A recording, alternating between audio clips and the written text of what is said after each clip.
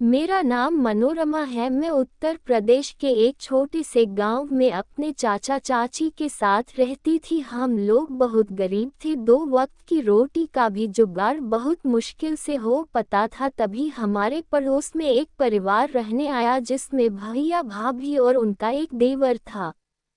उनके देवर का नाम विकास था।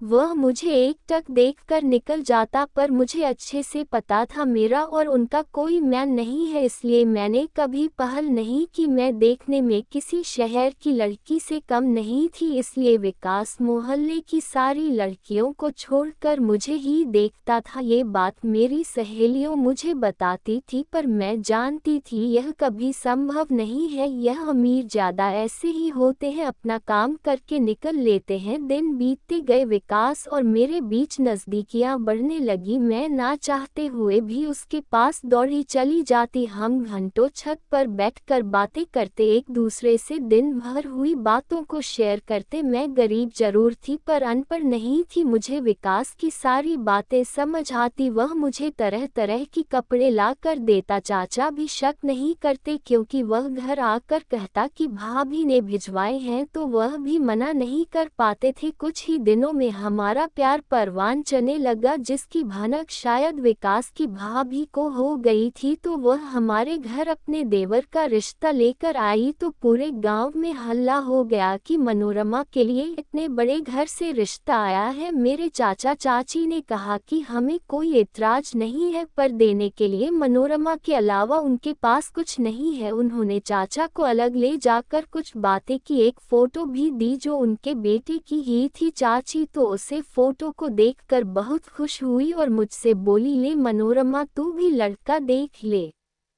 लेकिन मैंने फोटो देखने से मना कर दिया। मुझे पता था ये रिश्ता भाभी ने ही भिजवाया होगा और उनका एक ही देवर है, तो फोटो देखने की क्या जरूरत है। मैंने भोली बनते हुए कहा, चाची आप जहाँ चाहे मेरा रिश्ता कर दो, मुझे कोई एतराज नहीं है। मेरे चाचा भी खुश हो गए और घर में जोर जोर से शादी की तैयारी शुरू हो गई। पर विकास कहीं नहीं दिख रहा था। मैंने भाभी से ही पूछ लिया, विकास कहाँ है? उन्होंने कहा, उसे शहर में कुछ काम है, शादी वाले दिन आ जाएगा, तुम फिक्र मत करो। अब वह मेरी जेठानी बनने वाली थी, तो मैं इतना भरोसा तो कर ही सकती थी। आखिर शादी का दिन आ गया। हमारे रुकने का इंतजाम भी उनके ही घर पर था, क्योंकि वह लोग शादी में किसी बात की कसर नहीं छोड़ने वाले थे। हल्दी, मेहंदी, संगीत, सारी रस्म वही हुई, पर विकास नहीं आया। मैंने सोचा बारात तो वही लाएगा, उसके बिना तो शादी भी कैसे होगी। बारात दरवाजे पर आ गई। सब ने दूल्हे से सेहरा उतारने को बोला, पर उसके भाई ने कहा कि उनके यहाँ सेहरा उतारने की रस्म फेरों के बाद है। आखिर फेरे भी अच्छे से हुए और शादी अच्छे से निपट गई। उसके बाद जो दूल्हे का सेहरा उतरा, तो मेरा तो कलेजा मुंह को आ गया। वह विकास नहीं, कोई और बहुत ही बदसूरत सा बूढ़ा आदमी था। मुझे छोड़कर वहाँ सभी का व्यवहार सामान्य था। मैंने अपनी चाची को पूछा, ये कौन है? मेरी चाची ने मुझे गुस्से से देखा और कहा, कौन? क्या मतलब? ये पति है तेरा? जब बोला था फोटो देख ले, तूने ही मना किया था। और बेटा, शक्ल में क्या रखा है? तू ये देख, इतने बड़े खानदान की बहू बनी है, तू राज करेगी राज पर। मुझे तो विकास से शादी करनी थी। यह कौन है?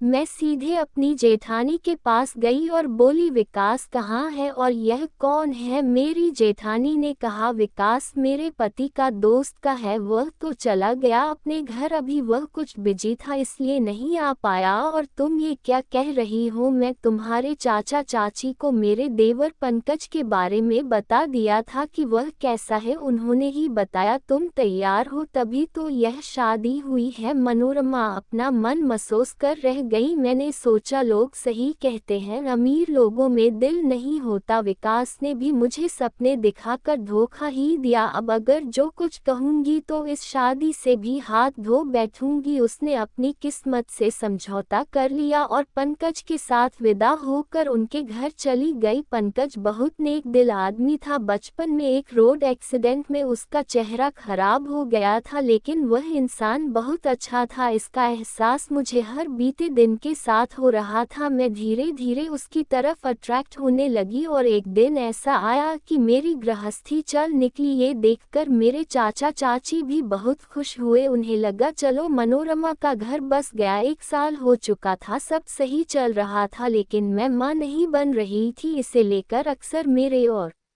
पंकज के बीच बहस होती रहती थी। उनके बीच कोई बोल भी नहीं सकता था। दोनों पति पत्नी के बीच की बात थी। फिर एक दिन पंकज के फोन पर कुछ ऐसी चीज आई जिन्हें देखकर वह और आग बबूला हो गया। ये बहुत पुरानी अभियान और उसकी फोटो थी। उसे नहीं पता यह विकास ने कब खींची थी। अब तो घर में खूब बवाल हुआ और आखिर पंकज ने मनोरमा को अल्टीमेटम दे दिया कि या तो उसे बाप बनाए या इस घर से जाए, और वह घर से बाहर निकल गया। तो मेरी जेठानी मेरी हमदर्द बनकर मेरे पास आई और बोली तू चिंता मत कर, विकास तेरा अतीत है और पंकज तेरा आज एक बार बच्चा हो जाएगा तो वह मान जाएगा। और हाँ, हमने तुझसे एक बात छिपाई है। और तुझे क्या सबसे छुपाई है कि पंकज के एक्सीडेंट के बाद रिपोर्ट आई थी, तभी से हमें पता है वह बाप नहीं बन सकता, पर हम उससे यह बात नहीं बता सकते क्योंकि वह ये सदमा बर्दाश्त नहीं करेगा। मर्द जात है ना, तो कभी भी अपनी गलती नहीं मानेगा, चाहे उसे इसके लिए तुझे छोड़ना ही क्यों ना पड़े। देखो बुरा मत मानना, मैं तुम्हारे भले के लिए अब जो कहने जा रही हूँ उसे ठंडे दिमाग से सुनना और फिर कुछ कहना। तुझे पता है या करना एक औरत के लिए कितना मुश्किल है। अगर तू चाहे तो इस काम में तेरे जेठ जी तेरी मदद कर सकते हैं। देख समझ कर करना मेरे लिए भी आसान नहीं है, पर मैं तुझे अपना पति साझा करने को तैयार हूँ।